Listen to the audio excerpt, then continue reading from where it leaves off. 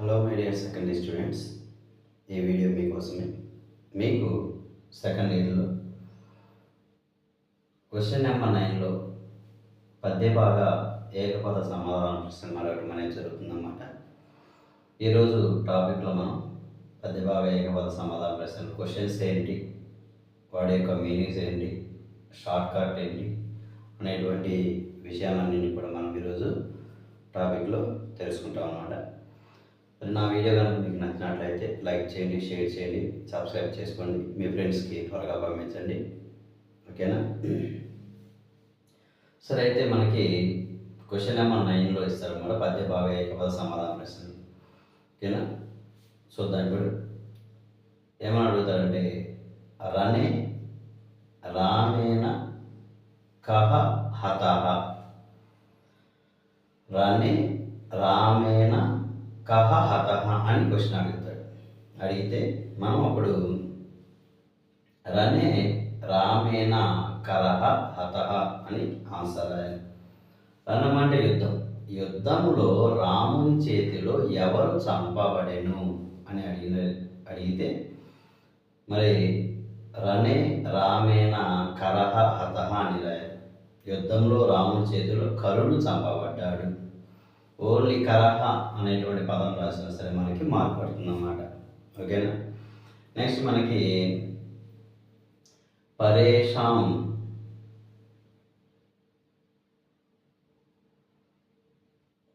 బలాని అమేయాని. మరి కేషాం బలాని అమేయాని అని క్వశ్చన్ అడుగుతారు.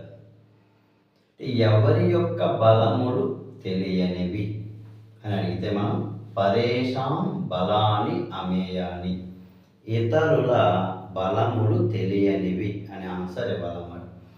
ఇక్కడ కొన్ని మెటీరియల్స్లో రామ కామ వానరామ అని కూడా రాసుకోవచ్చు. రాముడు మరియు వానరుల యొక్క బలములు తెలియనివి అనే ఆన్సర్ కూడా ఇక్కడ రాయవచ్చు అన్నమాట. అది మీ ఇష్టం. తర్వాత మనకి సుఖధర్మనాశనం కేన భవతి. సుఖధర్మనాశనం అనేది దేని చేత కలుగుతుంది అని అడిగినట్లయితే సుఖధర్మనాశనం కోపేన భవతి అని ఆన్సర్. సుఖధర్మనాశనము కోపము చేత కలుగుతుంది. ఓకేనా? ఇది మనకి ఆలోచిస్తారన్నమాట. ఈ 3 క్వశ్చన్లో ఖచ్చితంగా కొట్టిస్తారు. తర్వాత సెకండ్ లెసన్ మనకి రఘువంశ కావ్యం కేన విరచితం అని అడుగుతారు. రఘువంశ కావ్యము ఎవరి చేత రచించబడినది అని అడిగినట్లయితే రఘువంశ కావ్యం కాళిదాసేన విరచితం అని ఆన్సర్ రాయాలి. రఘువంశ కావ్యము కాళిదాసు చేత రచించబడినది అని అర్థం. దిలీపస్య ధర్మపత్ని కా అని అడిగినట్లయితే దిలీపుడి యొక్క ధర్మపత్ని ఎవరు? ఓకేనా? భార్య అన్నమాట. ఎవరు? దిలీపుని యొక్క భార్య. దిలీపస్య ధర్మపత్ని సుదక్షిణ. జాగ్రత్త, సుదక్షిణాదేవి. దిలీపుని యొక్క భార్య సుదక్షిణాదేవి. ముని హోమధేను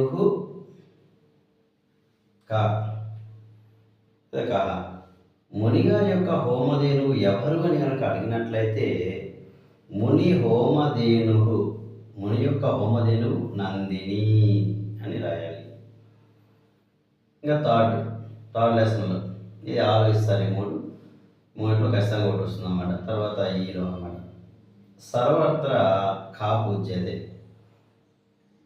అంతటా ఎవరు పూజించబడతారు? ఈ లోకమంతటా ఎవరు పూజించబడతారు అని అడుగుతున్నారు అన్నమాట. సర్వత్ర విద్య పూజ్యతే అని ఆన్సర్ రాయాలి. అన్ని చోట్ల కూడా విద్య పూజించబడుతుంది.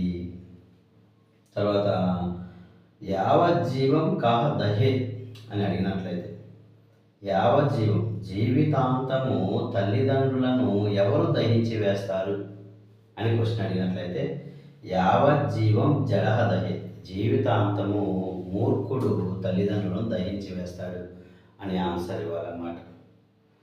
తర్వాత కైః పాషాణఖండేషు రత్నసంజ్ఞా విధీయతే.